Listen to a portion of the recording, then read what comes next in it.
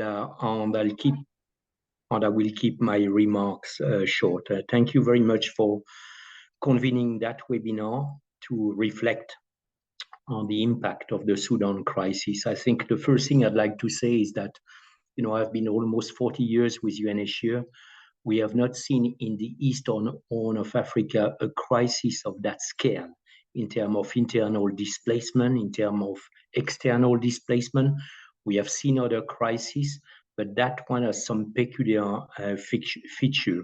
And one of them is when you talk to Sudanese refugees in neighboring countries, they all refer to the broken trust and the broken link with their country. Many won't trust any leader, any politician in their country for decades to come. Many seems to have already decided that there is no future for them in Sudan. So the durability of that crisis is yet to be known, but this element of distrust in the future is something that we need to understand better in order to plan accordingly. The second aspect of that crisis I'd like to highlight, but other speakers will do that more eloquently, is the impact on those communities. A continuing crisis now for over a year with mass arrival in neighboring countries, which are already facing difficulties, which are already hosting large refugee population, doesn't go without risk in terms of social cohesion.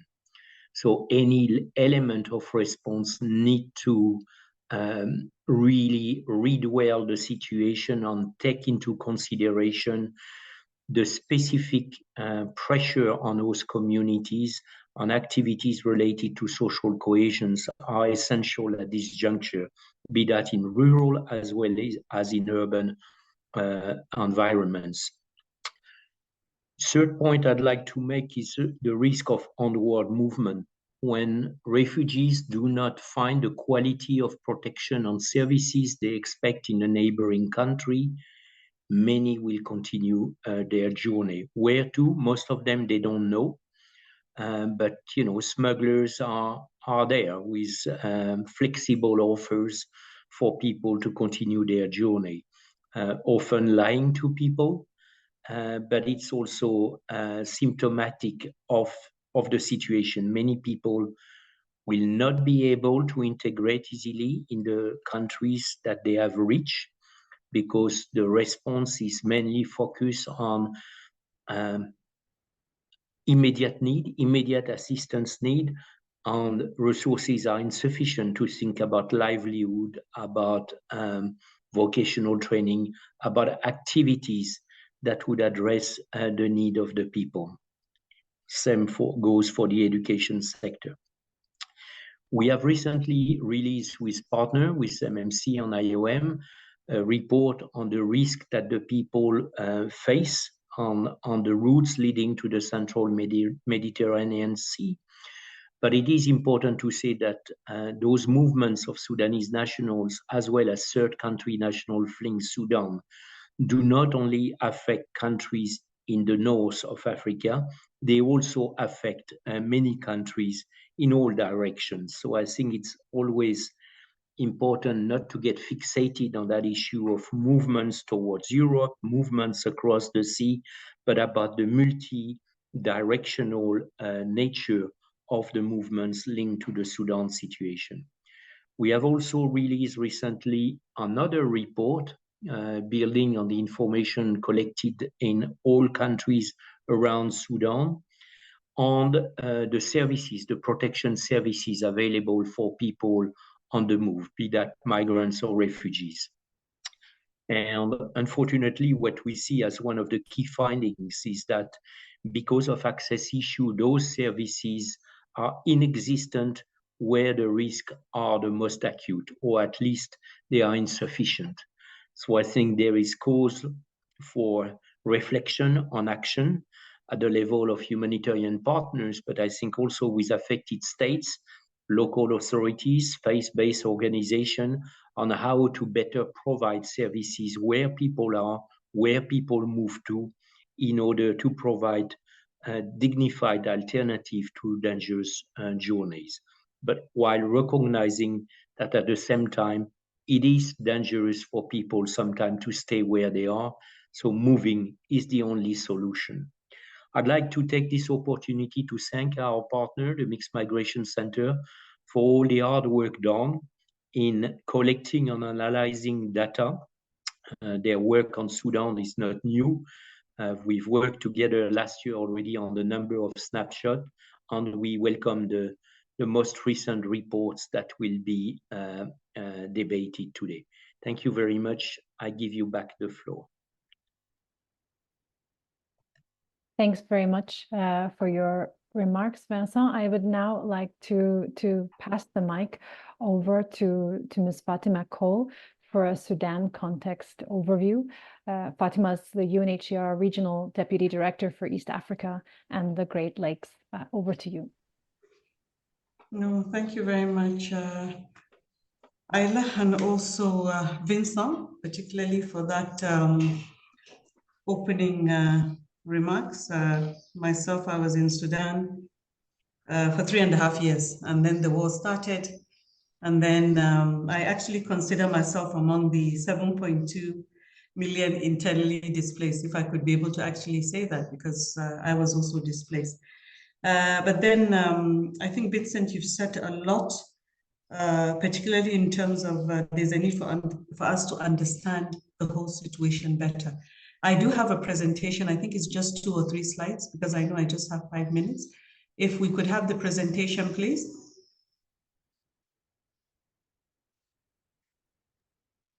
Is a colleague from UNHCR sharing? Okay, but let me just speak against it while the presentation. It's I think my first, the first impact. It's the numbers, sheer numbers that Vincent has spoken about. It's a crisis. We always say it's a crisis within crisis. For me, I always say it's a health crisis, it's an education crisis, it's a protection crisis. That's why we always say it's a crisis within crisis. It's we have 9.4 million so far displaced as a result of the conflict since April 2023, with 7.2 million internally displaced. Now, around 572,000 refugees and asylum seekers formerly in Sudan were compelled to return to their country of origin in adverse circumstances. UNHCR has also recorded a further 14,000 refugees and asylum seekers who have moved on and registered in other countries, citing inadequate, obviously, protection and limited access to humanitarian, there it is, and humanitarian assistance. But this is the figure, as I said, 9.2 million displaced, 7.2 internally, with 572 refugees and asylum seekers who were refugees inside Sudan, who are compelled to return to their countries of origin, and 14,000 who have now moved on and registered in other countries. But then let us also look at the impact this has on people on the move. Obviously, Vincent has mentioned this dangerous alternative means of escape right now from Sudan, from Egypt. I think we also have a presenter, my colleague from Egypt. She most likely will talk about the rate of smuggling and trafficking that has increased, whether it's on the Ethiopian side, whether it's on the Egypt side, but also more and more people are looking at illegal ways of moving on. People also on the move face serious protection risks. Many have reported theft, bribery, physical and sexual abuse. Some have even been forcibly married. And obviously there's issues of child recruitment. And then also there's lack of access to justice for survivors of different forms of abuse. And then the pressure on host communities and receiving communities that Vincent has also earlier on mentioned. Maybe next slide. Now, if you look at also the different routes that we have, principally there are 3 that have been talked about: the central Mediterranean route, which leads from Ethiopia, Somalia, and Eritrea These are the main countries of origin, if I could be able to say, converging through Sudan for onward movement towards the Mediterranean, through Egypt, Libya, and onward to Europe. Then we also have the eastern route that runs from the Horn of Africa, where we are, to the Arabian Peninsula. And this one doesn't even have a lot of attention like the Central and Mediterranean routes. Then we have the southern route, which we began to see how we could be able to pick up activities on that has the Democratic Republic of Congo, Ethiopia, Somalia as countries of origin leading to southern Africa. But then we also need to look at the regional interventions that we can be able to look at, strengthening movement, monitoring, and interventions along various routes, like the Matema and Galabat border in Sudan, and Ethiopia with and Sudan with Egypt, where a lot of deportations are currently taking place in Wad Halfa. But we can also be able to look at complementary pathways, providing access to family reunification, scholarships, private sponsorships, continuation of resettlement processes for the refugees who are in the pipeline or prior to conflict. We also need to see how we could be able to revitalize telling the real story in maybe perhaps the following countries: in Sudan, Ethiopia, Somalia, where they have enhanced communicating with the communities, targeting particularly the youths. And then another key aspect of interventions that we should look at is strengthening collaboration with regional economic communities, such as the IGAD, ACAS, on advocacy and policy formation. But way forward, maybe if I could be able to propose that, already countries are responding favorably to onward movements. If we can be able to look at it, for example, freedom of movement and inclusion in social economic activities in CAR, South Sudan, Uganda, the advance on asylum law in Chad, and also land allocation in Ethiopia and South Sudan. All these are activities, as earlier on in the introduction that Vincent said, can be able to, stabilize the population. But then there are also several other activities that we could be able to look at. We can look at increasing admissions of vulnerable people from Sudan. We can look at access to services along the routes. I think Vincent also highlighted this in his introduction. But importantly, we need to invest in durable and long-term policies that would be able to manage the population and have sustainable programs. But I think the most important point that I was able to pick up from Vincent's introduction is we hope that we could be able to understand the situation better so that we could be able to properly have programs in place that could be able to address the situation. I think that's all from my part. I know it's 10 minutes, I rush, but Ayla, back to you. Thank you very much to give us this broad overview of the context. Really puts in perspective some of the country-specific trends that we're going to be looking at. So unfortunately, we've had a last-minute withdrawal from Ambassador Badawi from the Ministry of Foreign Affairs of Egypt. He's been pulled into a meeting and sends his regrets. So we're going to go right into the context. And if you will, if I can actually introduce Mr. Edward O'Dwyer, the senior situation coordinator from UNHCR, who's going to be moderating this panel. I know I'm the first speaker, but Eddie, perhaps you want to say a few words. Thanks very much, Ayla. Colleagues, just maybe a brief word. The next two sessions are quite interesting and follow on, obviously, from what has just been introduced so far. But we're going to first look in this panel at the evidence and research in mixed movements. Just to say that we here in this office, in Vincent's office, covering the central and the western Mediterranean, that whole space on the wall behind me, with 25 plus countries.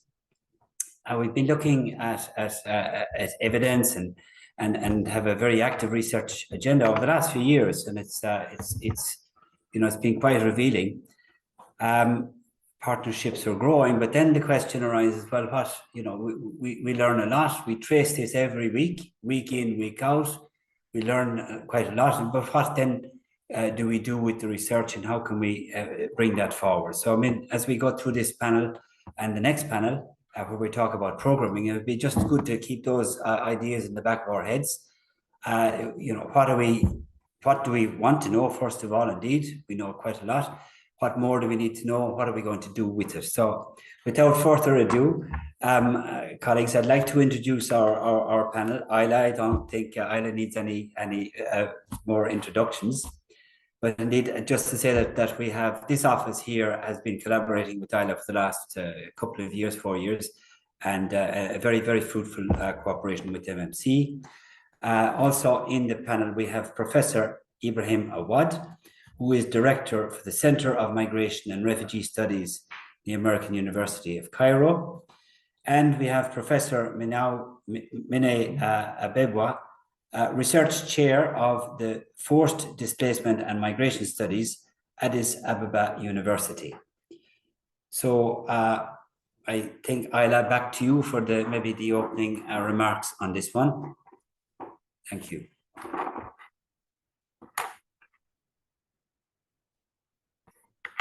Thanks very much. I'm just bringing my presentation up, and if someone in the room could confirm that you see my presentation in the right way.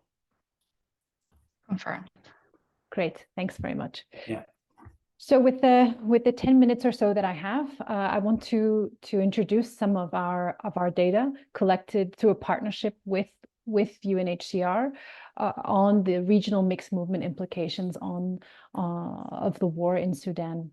And I want to focus on two main thematic areas. The first is around the protection abuses that people have experienced over the course of their journey fleeing the conflict, and then explore what the implications are for assistance organizations and for receiving countries, and look at people's onward movement, intentions, and decision-making as they think, how do I flee to safety and where can I rebuild my life? Because this will give us some indication about what can we expect as the conflict shows no signs of slowing down.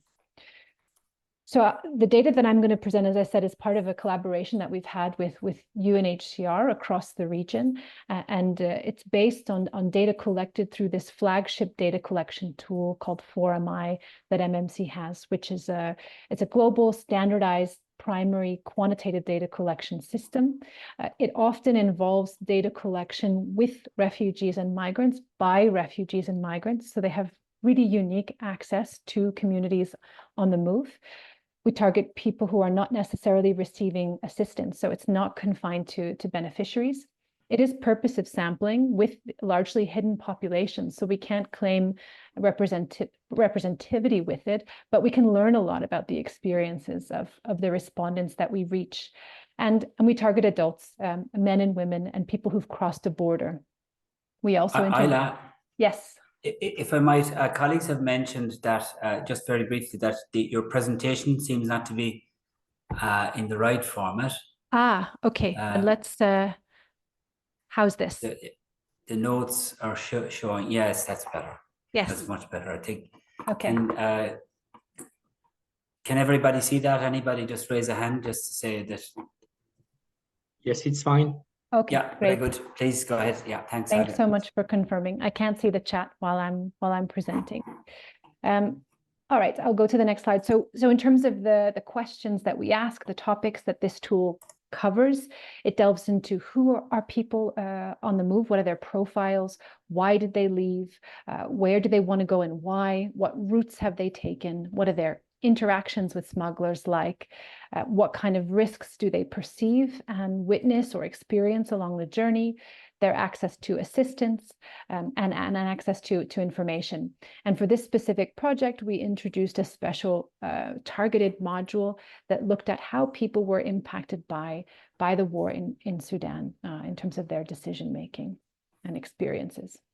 So the data that I will present, it's quite a large data set, I would say. So it's close to 2,000 surveys. This is data collected soon after the outbreak of conflict, all the way until last month. And we continue to collect data in Sudan, for instance. So it's about 1,300 surveys in Sudan, just over 400 in South Sudan, less in Ethiopia, just 140. And in Sudan, we're mainly collecting data in the east, where it's safe for our enumerators to operate. And where I talk about some dynamics in relation to smuggling, I'm going to draw upon some qualitative data that emerged through a collaboration with Save the Children. And it's not exactly data, but I would say it's insights from case management work and collaboration with programming teams. So to get right into it, first we need to understand who is it that we're interviewing. And so on the screen, you see some of the key routes to Eastern Sudan, Addis Ababa, and Juba from the respondents that we interviewed who were displaced from Khartoum. And indeed, 60% of the people that we had interviewed between August and December last year had been in Khartoum when the conflict broke out. So this gives you an idea of the places they stopped along their journey and, of course, where we interviewed them. Those people who fled to Addis Ababa and Juba, they often reported stopping in border towns and cities in order to find a safe location or to stop and look for assistance. But they also experienced challenges in actually fleeing to places of safety.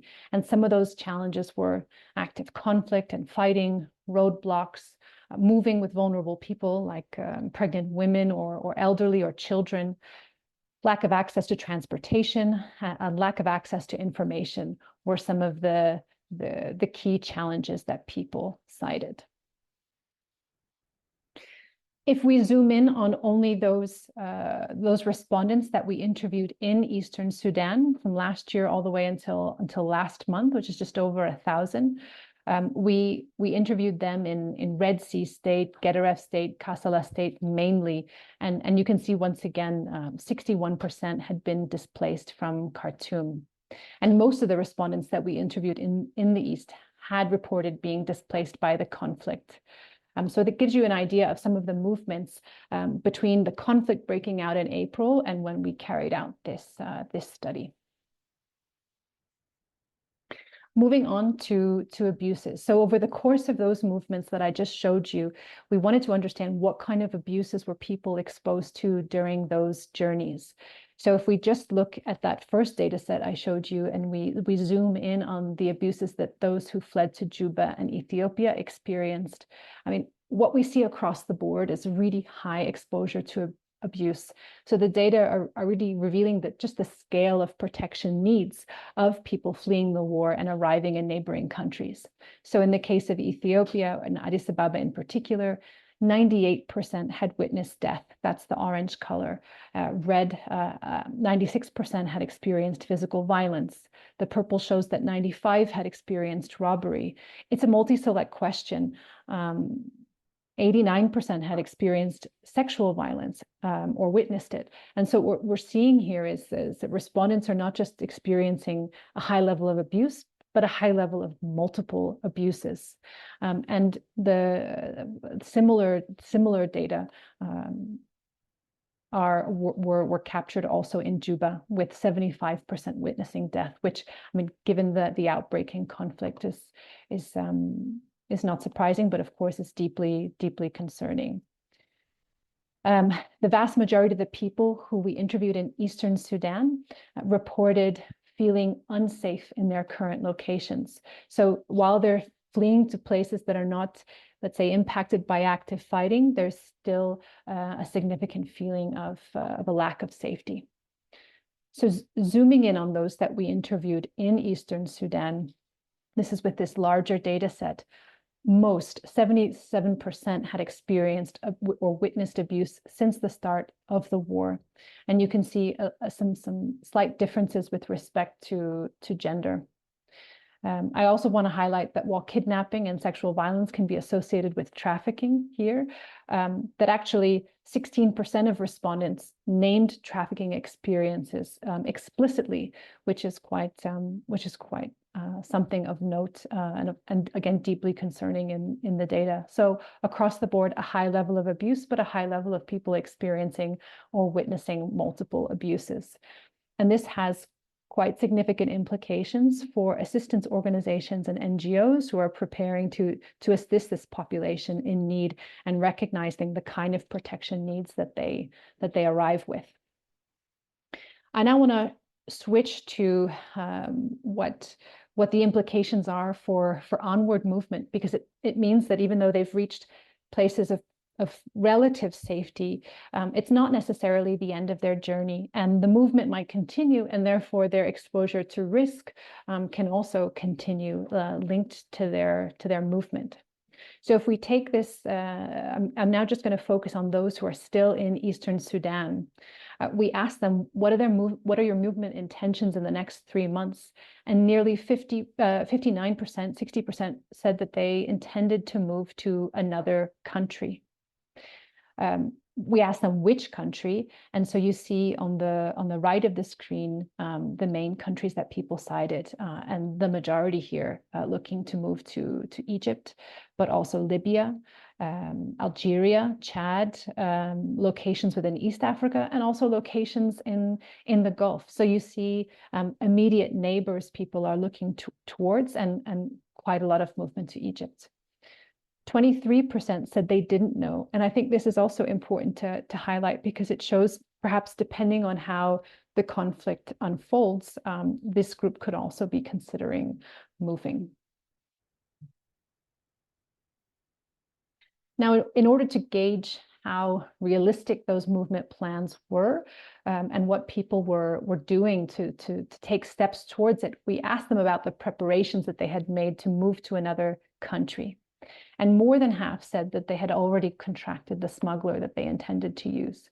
Others had arranged transportation, but 29% said they had not made preparations yet. So this could be an indication that their movement is more aspirational, or it could be a sign of really unplanned movements, which could encompass risks in and of themselves. If we delve into those who contracted a smuggler, 58 out of the 94 respondents were planning to move to Egypt, followed by Libya, Uganda, Saudi Arabia, and Algeria. I want to delve a little bit more into those who mentioned contracting a smuggler, because I think this is also a signifier of potential abuse that could be then experienced. Because in our data set, at least in East Africa and parts of North Africa, we've found that smugglers are often key perpetrators of protection abuses. So we have here some more qualitative interviews that have come out of a collaboration with Save the Children, of people describing the very difficult journeys they had with their smugglers. You have here on the left someone mentioning that they received very little water from their smuggler, and it often tasted like petrol, which is a signifier that, I mean, often it's tainted on purpose so that people don't drink very much, or having to hide from their smuggler because they weren't able to pay them because their parent had died along the route and the arrangement had been made with their parent. So smugglers can be a way out of conflict and potentially to safety, but they're also perpetrators of protection abuses. So it's a double-edged sword here. And then zooming out in terms of what we can expect in terms of the impact of the war on smuggling dynamics, work done by other organizations is pointing to smugglers charging higher fees, taking alternative and more precarious routes, people more often engaging in regular journeys since the outbreak of the war. And I think it's important to note that entry or visa restrictions that are placed against Sudanese can further influence the smuggling business model by increasing the need for smugglers to reach safety. This is my second to last slide, so I'm just about to wrap up. But I want to end with looking at long-term movement aspirations. We've got 92% of the people that we interviewed saying that they aspire to move to a destination outside Sudan. So while 60% are talking about onward movement in the next 3 months, longer term, there's the vast majority aspire to move outside of the country. And when they do so, most intend to stay in their preferred destination permanently. Now, of course, some of this data is aspirational. Not everyone is going to reach Europe or Canada or the United States. So these could be signifiers for desires for resettlement. But at the same time, it also means that we could be looking at, for some who are able to mobilize sufficient resources, longer distance, more precarious journeys. So what are the implications and recommendations here before I turn it back to our moderator? I think first that onward and stepwise movements will continue and extend farther afield, that it's imperative that the right to asylum in Sudan's neighbors is protected, that Sudanese and other third country nationals impacted by the war have extremely high protection needs, and we need to invest in social inclusion and protection programming in neighboring countries where Sudanese and third country nationals are fleeing. We have to introduce better mechanisms for identifying victims of trafficking, so people are not seen only as migrants or people on the move. And we need more research to monitor how the evolution of smuggling dynamics in Sudan will occur, to understand, will it become something more akin to trafficking, or these what are sometimes called more aggravated smuggling dynamics. And finally, we have to promote partnerships that expand the migration data collection and research space, because without publicly available data in some countries, it's really difficult to plan effectively. Thanks very much. Back to you. Thanks very much, Ayla. Just before going on, Carla has her hand up. Carla, can you come in very briefly? Just to let people know, the Q&A session is at the end of both, but we've gained a bit of time, I think, based on the first absence there on the first part. So we have a minute or two. Over to you, Carla. Hello, thank you, everyone. Can you hear me? Yes. Yeah, I just had a question for Ayla. This is Carla from the ICRC office at Cairo delegation, and in regards to the routes mapping and from Eastern Sudan to Addis Ababa, Juba, from Khartoum, I want to know if you've done the same research or mapping towards the north, meaning going up from South Sudan to Egypt. So of people we've interviewed in South Sudan, you mean? No, actually, these were the destination from people in Khartoum, correct me if I'm wrong, that went down to either Ethiopia or South Sudan, right? And Eastern Sudan. And Eastern Sudan, sorry. And what about the people that went up to Egypt and the challenges that they faced in the road too? So we did not interview them in Egypt. I think this is a real key recommendation where we need further insights, and I would defer to the very next speaker on that. So what we're presenting here is more prospective data. We have colleagues at at MMC who are collecting data in Tunisia to try and understand or connect the dots with those who make it to North Africa. And yeah, we don't at the moment the data is not ready. Okay. No, because like as you said, 62% of the people intended to go to Egypt and intends to, and it's a host country on the map, and we also been hearing a lot of abuses from our side, and we're trying also to map the challenges. So I want to know if any pilot plan has been put in place. Okay, can we just hold that, and just a little announcement. It appears that we may have recovered, I think Dr. Wael Badawi may be able to join us in a minute or two. So if he does come on, that would be great to be able to go back to the ambassador for his intervention. But for now, if we can please go on to Professor Ibrahim Awad. Over to you, Professor. Thank you very much, Mr. Dwyer. Thank you very much for giving me the floor. And thank you, Ayla, for inviting me to speak. I also appreciate the interventions of Vincent Cochetel and Fatima Mohammed. I hope I will not be off topic. I'm not talking about smuggling, I'm not talking about trafficking, and I'm not talking about the journey either. My intervention is about the Sudanese who have arrived in Egypt after April 2023. Their situation, as far as we know, and the situation in Egypt with respect to the displaced. What we know from UNHCR is that the number of Sudanese in Egypt in April 23 was something like 400,000, and now there is an increase, a notable increase, where they have reached an increase of 54% in respect of the number in April 23, 331,000.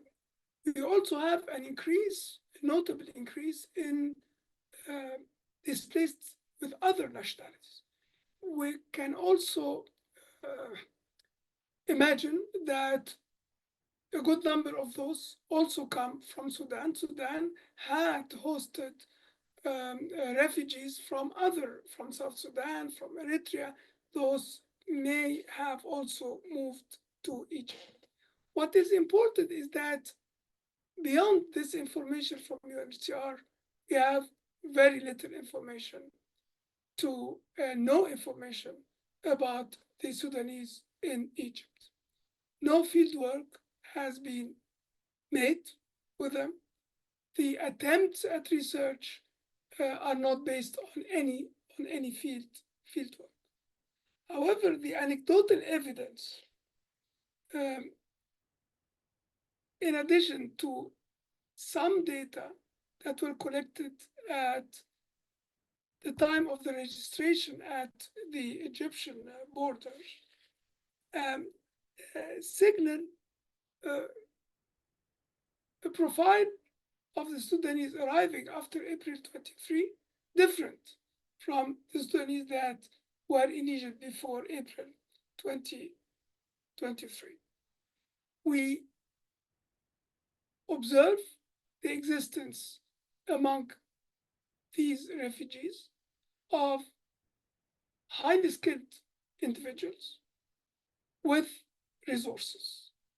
They came with savings, and in fact, the mere fact that they could move up to Egypt, mainly from Khartoum up to Egypt, meant that they had to spend a good amount of money either to smugglers or to transportation means to take them to the borders.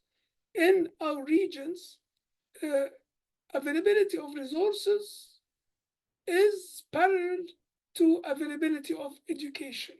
So in this case, you can visualize that the refugees coming to Egypt after April 2023 belong to the middle and upper middle classes with a good percentage of skilled to highly skilled individuals. Are all of these registered with UNHCR as asylum seekers or not?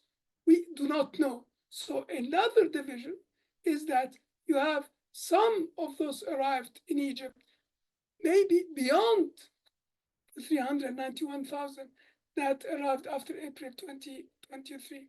And therefore, the total number of those arriving to Egypt may be beyond those registered at UNHCR. We do not know much about their socioeconomic characteristics. We imagine that those are highly skilled. Some, as I said, anecdotal evidence.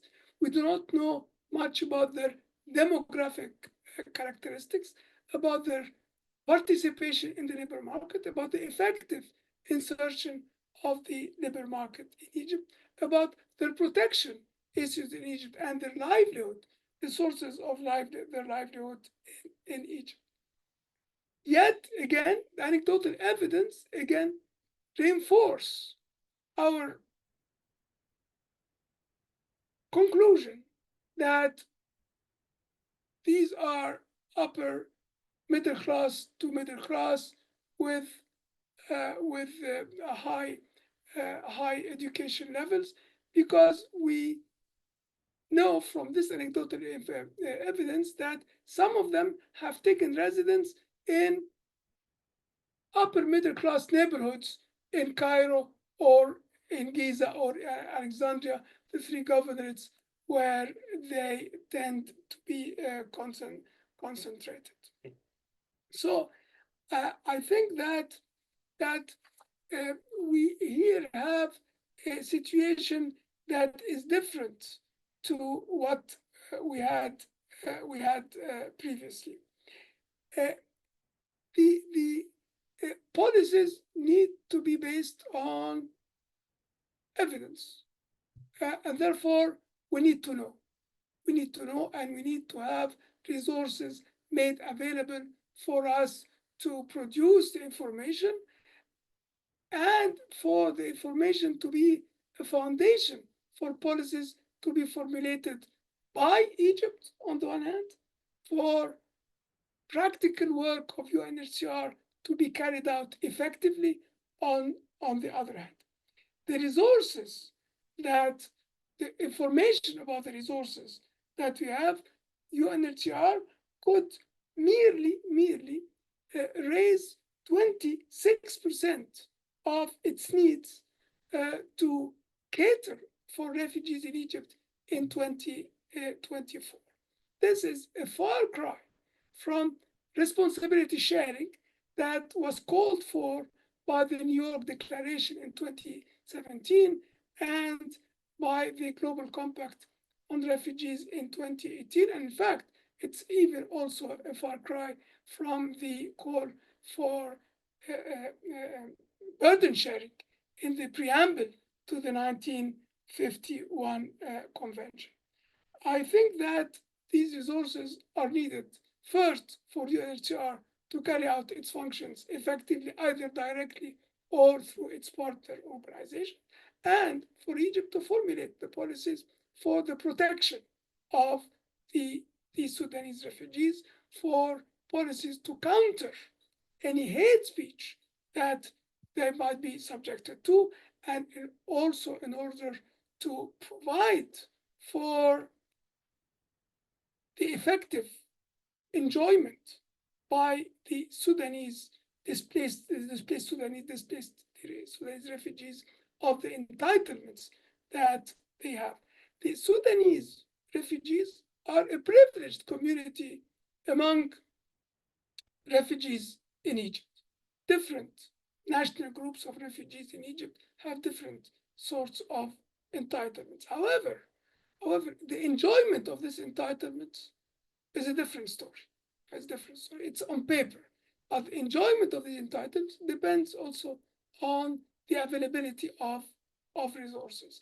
So I think that it is necessary to provide these resources to UNHCR and to the Egyptian government in order to, as I said, to provide the protection the Sudanese refugees need and to help them with meeting their education needs for their children, to meet their healthcare needs. Egypt allows, in principle, refugees to benefit from public health services. However, public health services are not in a very good state in Egypt. Public education also is not in a very good state. So in fact, in order for refugees to benefit, resources are needed, again, for UNHCR and for the Egyptian government. The Sudanese refugees are not likely to move onwards.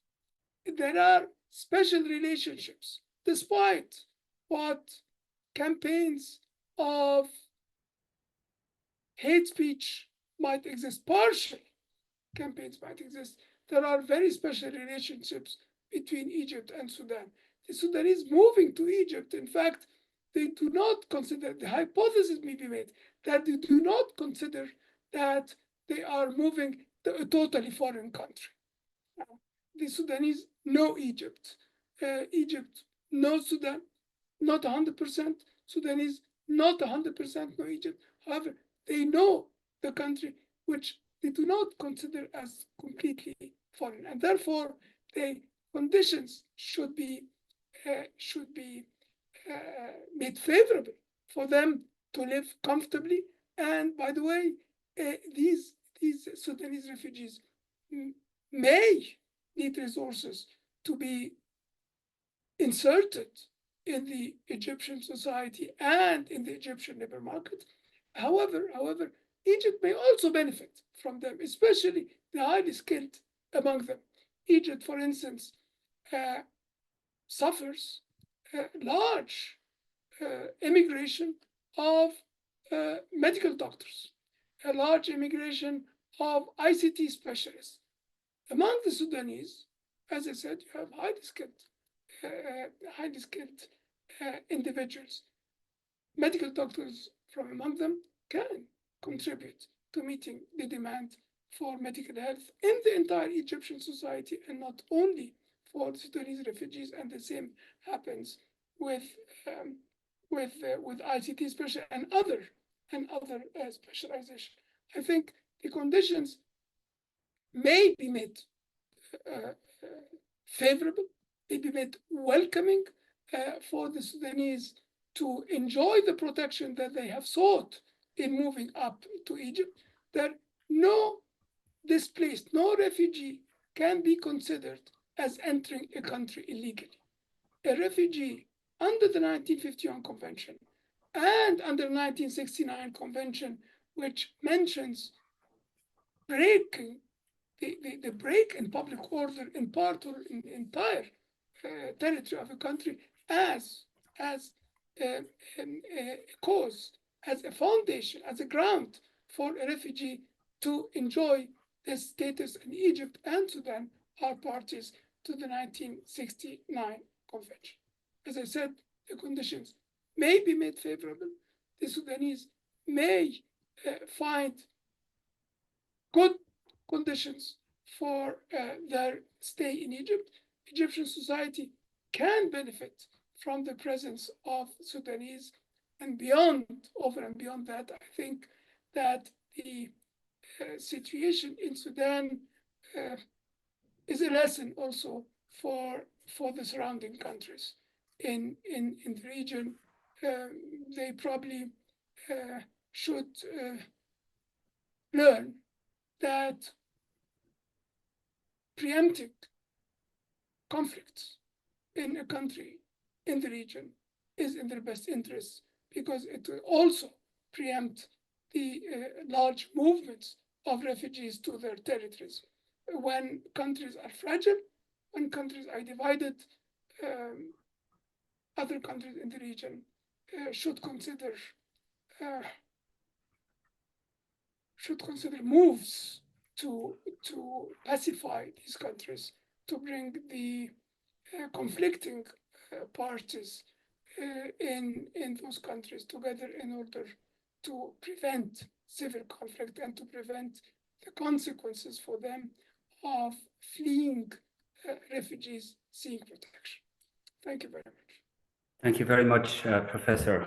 Some key points there, indeed. Going back just very quickly, the figures that you mentioned, that clarification needs to be had there. Research, the need for research to inform policy, understanding the profiles and the socioeconomic, how to do that, how to include people. You mentioned happily that well, there's been an increase in the funding just over the last 2 weeks. It's still at 26%, but 2 weeks ago it was at 6%, as we know. So it's going in the right direction in terms of the funding. So that's a good point.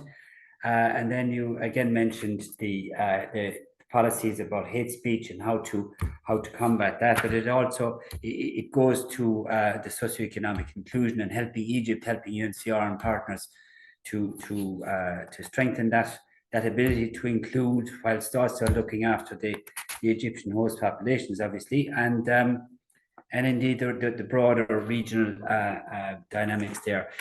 We have our last speaker. Just before going to Professor Aminawa Abeba, can I just go back to the ICRC question there on the routes? So, I mean, Vincent might want to comment. I might call on Vincent, but on the reports that have been recently published, UNHCR and partners have been trying to trace the routes from Sudan into Egypt. And as we know, there's a bit of a blockage, or should I say a stop-off point in one town in northern Sudan, where the visa applications are being made and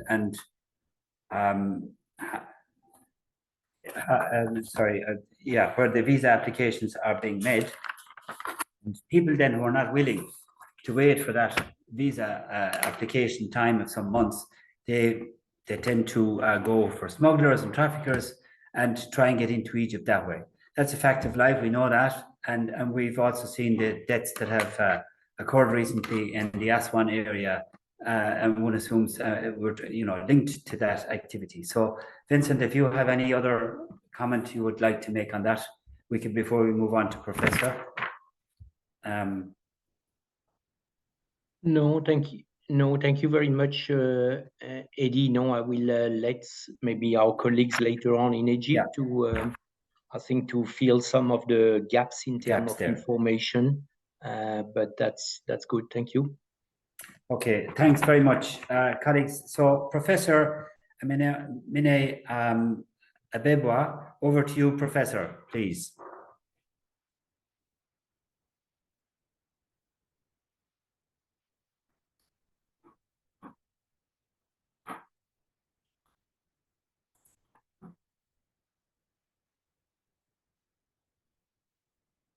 I think he might be having some internet issues. Dr.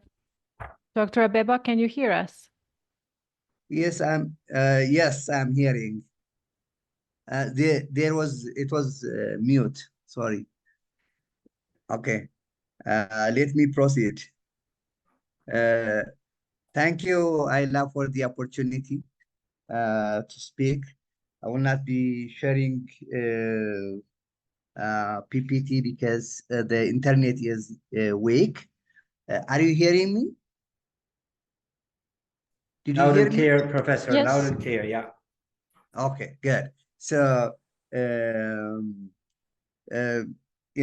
I'm speaking not necessarily from research I conducted, but as a center, our researcher for forced displacement and migration studies is preparing a proposal for the International Center for Migration and Policy Development to see how the Sudan migration, the Sudan refugee and military situation is impacting particularly Ethiopia and South Sudan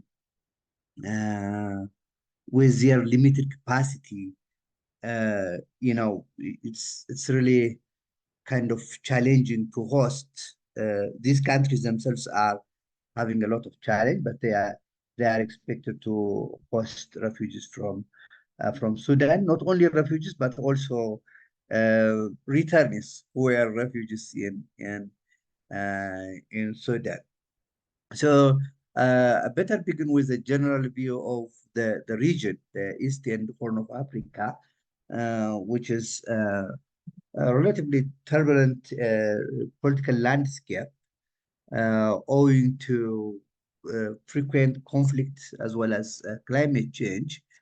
As a result of this, the region is disproportionately affected by a forced displacement situation, and that is changing very frequently.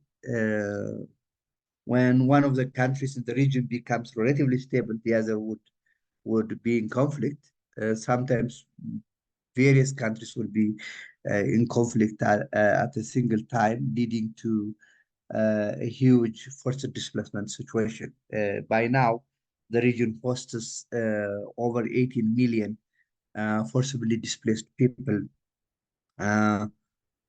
where some describe it as a region on the move, not a move in development. There are some good developments, but a move where there is a lot of forced displacement and refugee situation. So coming to the Sudan situation, much of the data we have so far is more from UN agencies like UNHCR and OCHA, and there are only some attempts like the one described by the Mixed Migration Center, the SIHA Strategic Initiative for Women in the Horn of Africa. Otherwise, despite that challenge, data is very limited, but from the evidence we have from UNHCR, we have already close to 10 million forcibly displaced people. This is a staggering figure and globally the biggest by now. And what's unfortunate is this is in a region that is already grappling with a lot of challenges.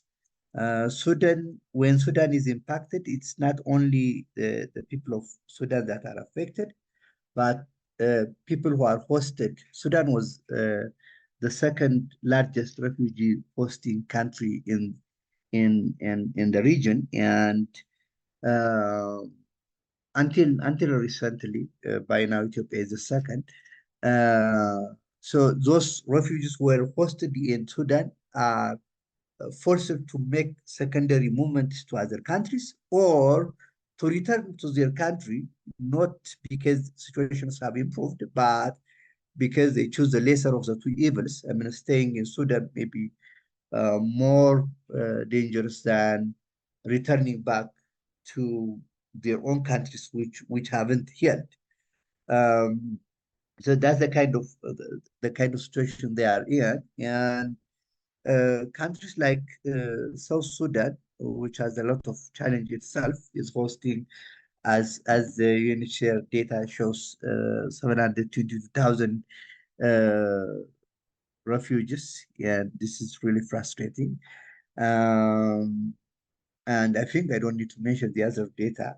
I hope you know what I see as another evidence is that from all those refugees, about 2 million refugees and 7.7 million IDPs, most of the refugees are not registered. For example, in South Sudan, from the 722,000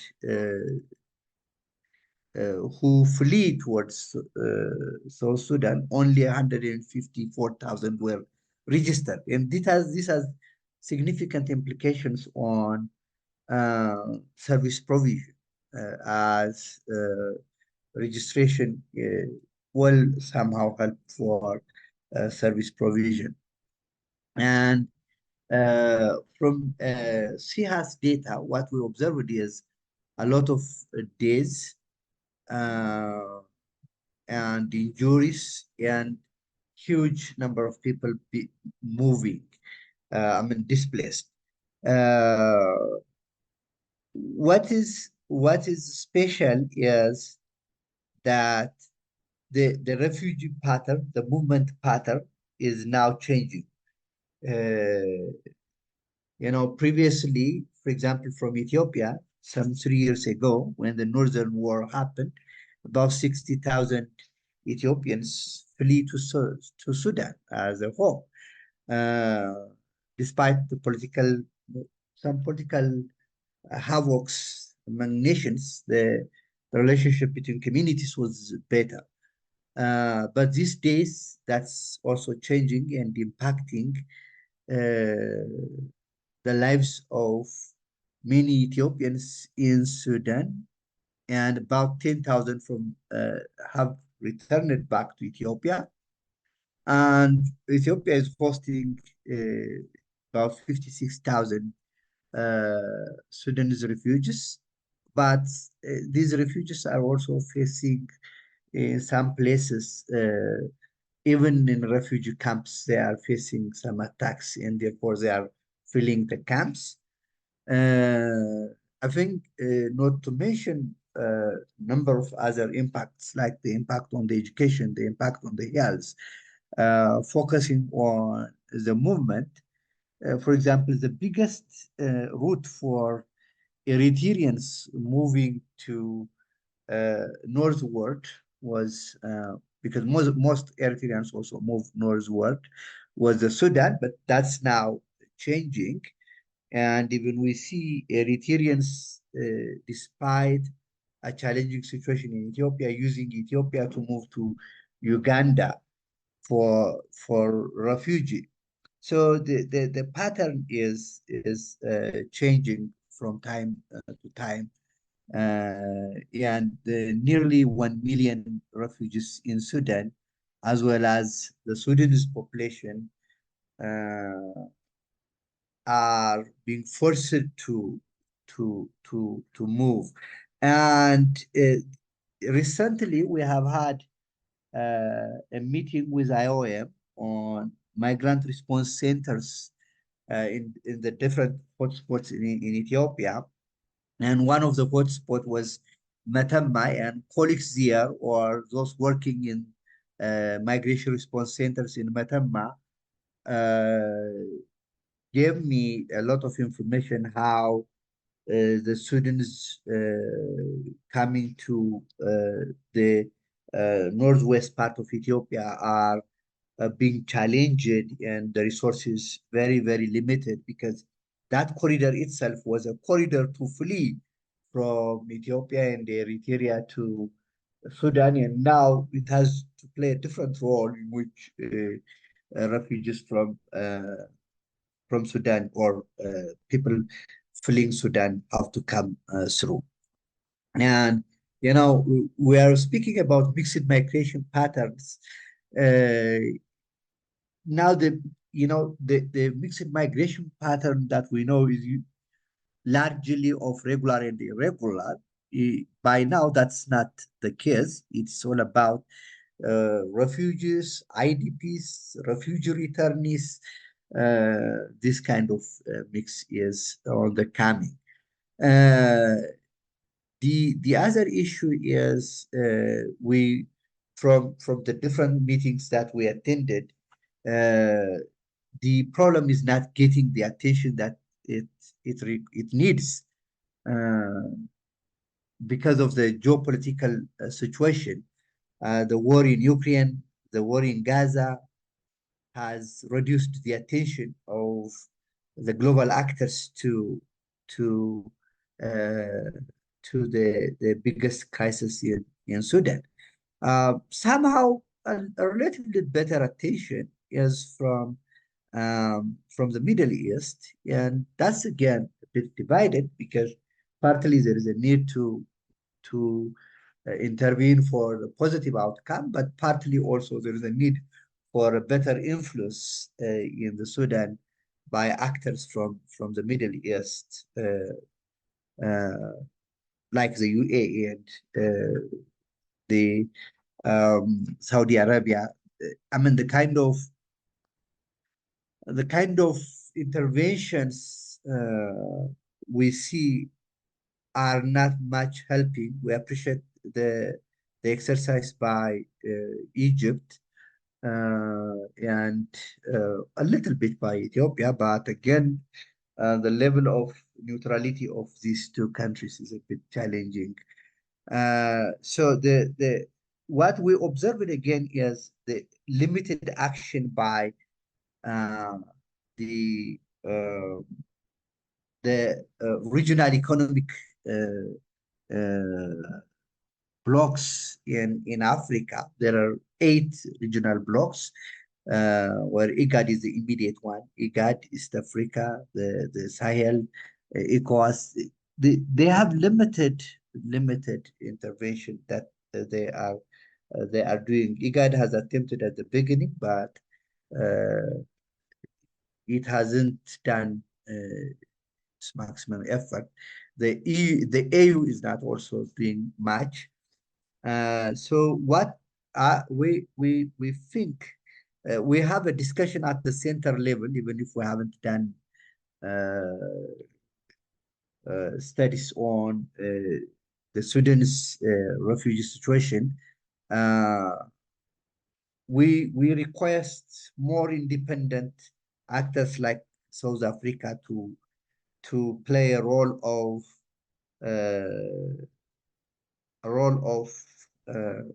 bringing the parties together and reducing the challenge we have in this region.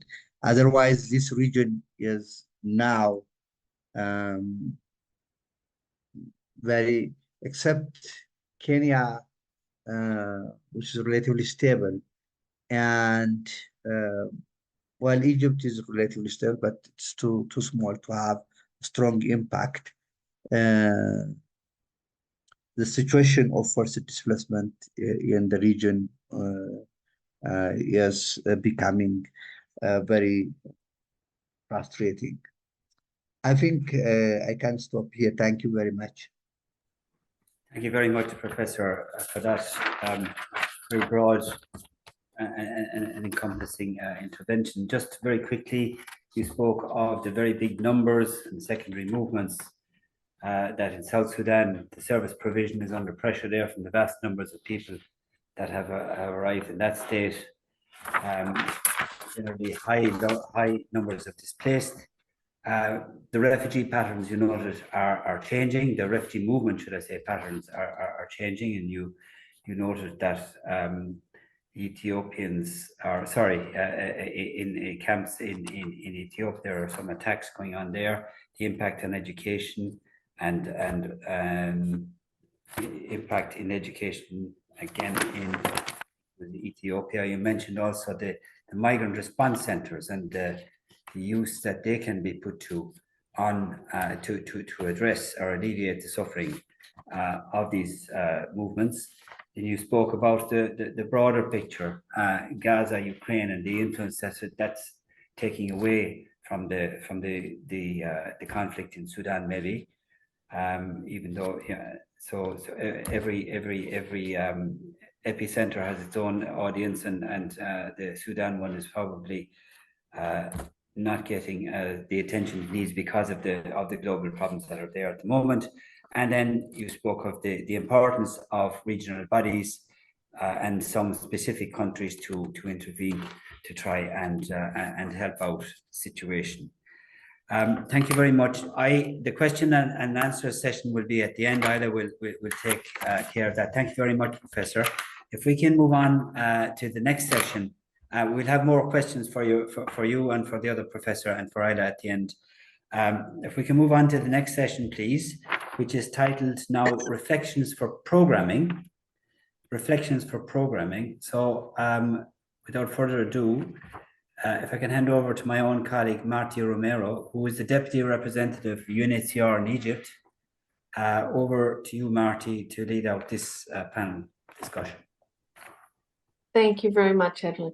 I'm hoping that people can see my screen. Is it working?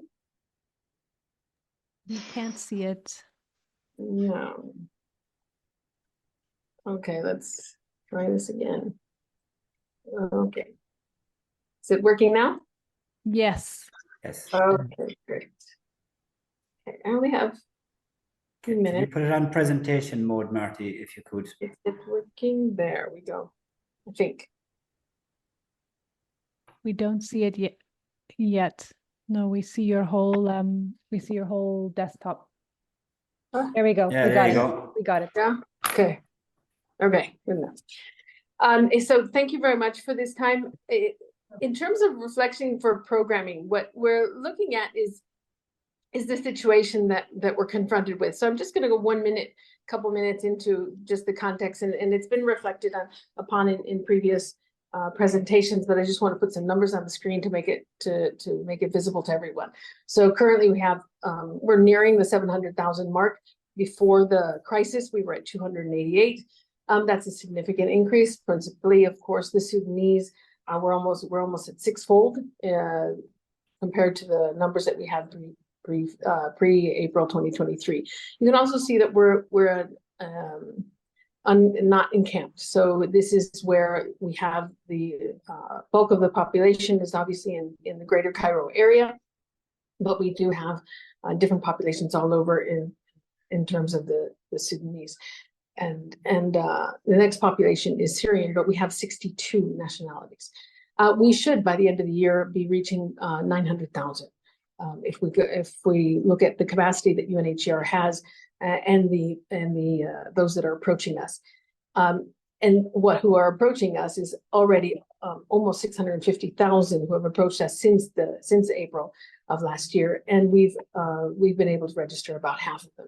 By the end of the year, with that 900,000, we're still looking at maybe 250,000, 250,000 plus that will be on a wait list for registration, which we estimate will be about the same as it is now, about 6-7 months.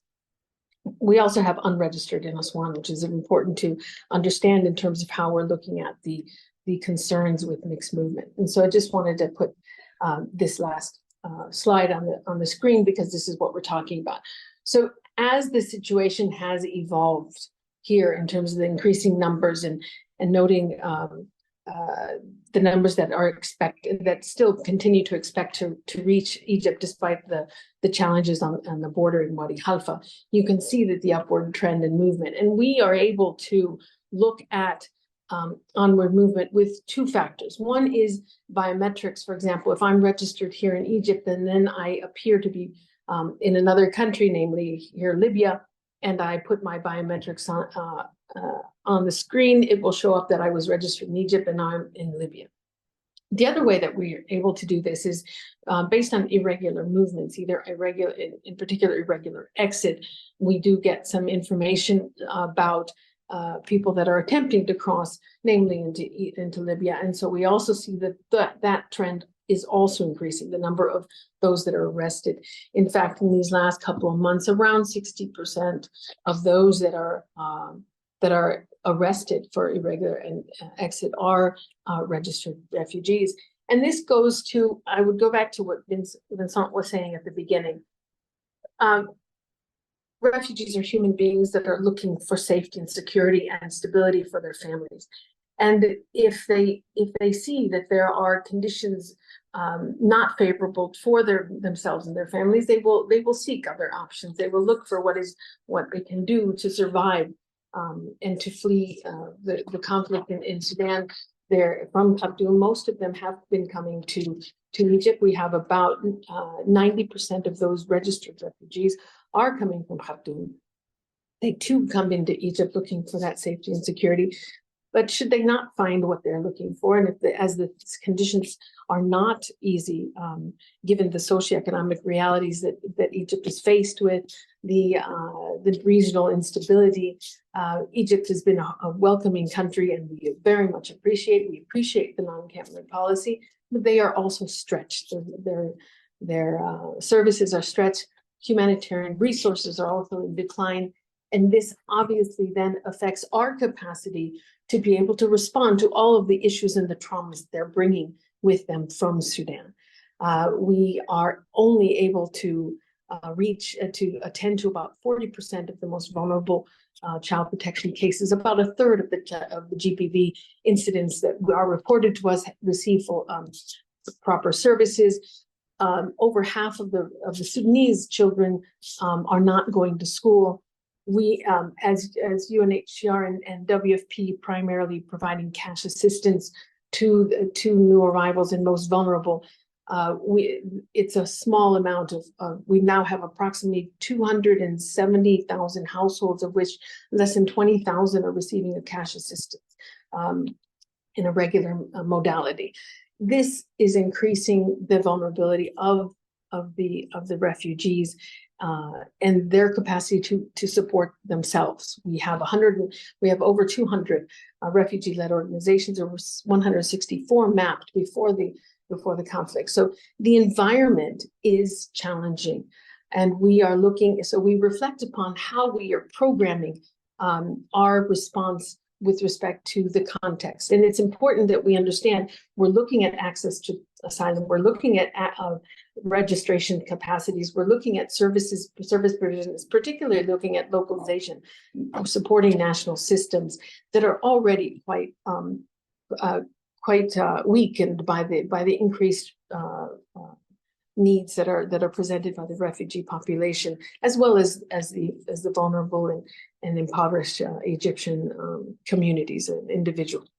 So what we're looking at when we program is looking at the ways to sustainably improve the protection environment, and that does have a repercussion. Or we hope, and this is how we look at the consequences of positive programming of refugee response in the context of asylum management, advocacy, and whatnot, to be able to see how these trends can go in a different direction.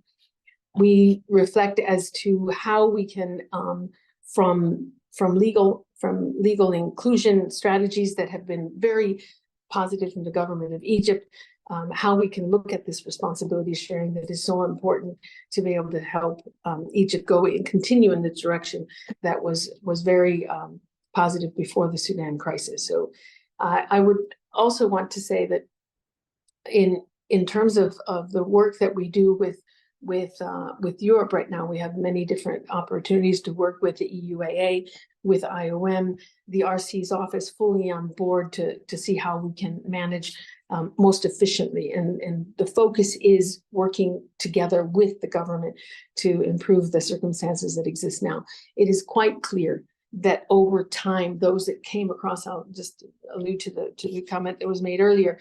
Yes, at the beginning, certainly in the exodus of a conflict, those that are most able and most resourced are the ones that come out. They come into a country such as Egypt, fully expecting that this would be a short-term situation, that they will be able to go back home quickly.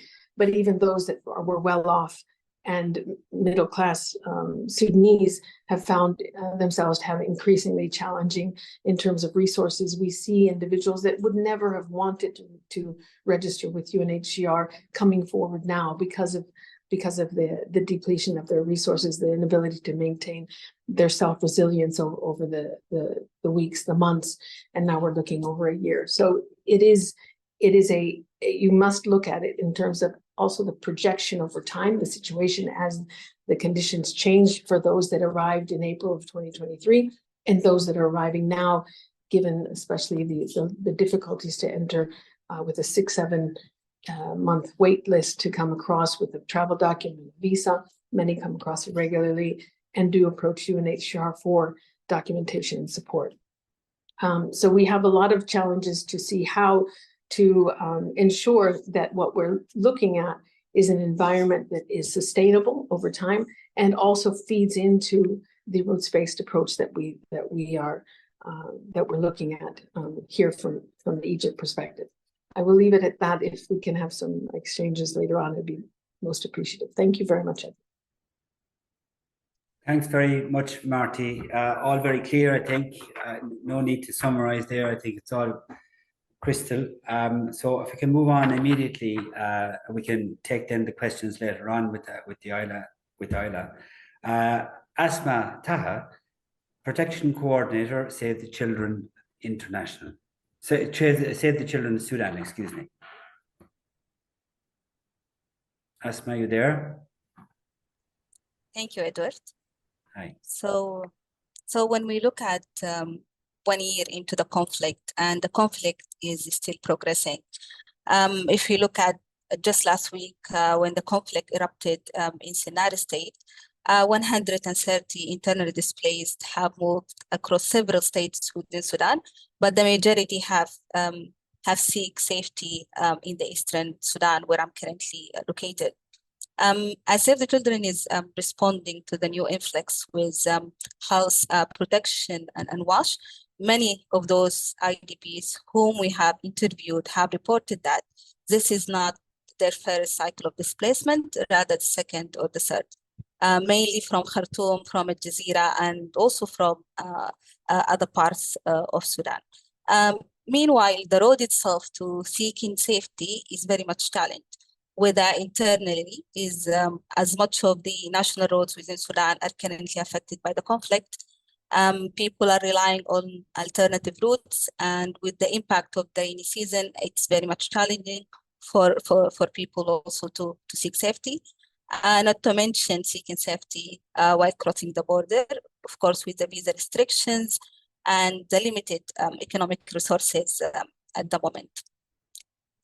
As the conflict is now approaching or getting closer to the Eastern Sudan, where the majority of refugees and migrants from the Eastern Horn of Africa are located, any development within the context will mean that the various groups of migrants, refugees, and internal displaced people will have to move at the same time. This might create a very complex reality of mixed movement.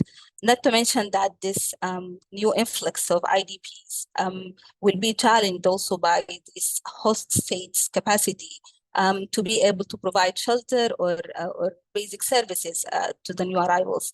The eastern states of Sudan have already been hosting IDPs since the conflict has erupted in 15th of April, and the IDPs are located within public buildings and schools. So it's very much challenging to be able to provide the basic services for those new IDPs. As we're working through the East African Migration Routes Project on the protection and well-being of children and youth on the move, we're very much challenged by the protection risk that Ayla has presented previously, but also because the Sudan crisis is very much described as being underfunded. So when you look at the service provision from other sectors, such as access to income, to health, and even shelter, it is very much a challenge by this underfunding as well. So we often find it very much challenging to refer children and household to be supported through other services. And reflecting on the MMC data, that 92% of the respondent aspirations was to move, to seek the movement onwards. Yeah, this is something that the youth that we work with through our livelihood program and resilience program that are often reporting that their intention is to move forward. And as much people have stipulated at the beginning that the conflict will affect the migration routes or the smuggling and trafficking activities within Sudan, we have seen that those activities have continued and rather increased. We have seen that the route has changed. There is new emerging routes within Sudan, for example, the River Nile or the northern state, to take safety towards Egypt or towards Libya.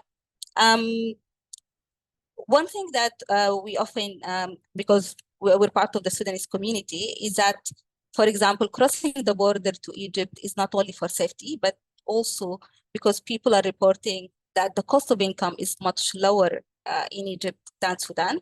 As Sudan currently faces this accommodation and shelter crisis, and prices are very much high due to inflation. So this is another factor that why Sudanese are seeking also safety within Egypt and taking a very risky smuggling routes towards Egypt. Although in May and in June, many deaths have been reported due to the heat wave when crossing the desert.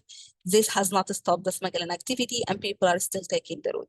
And reflecting on a recent report by the Global Partners Governance on the impact of the Sudan conflict on modern slavery and human trafficking, the report discussed that the nature of the Sudan conflict and the mass displacement have led to an increased rates of violence, especially sexual violence, and how all these factors have magnified the risk of forced marriage and forced conscription.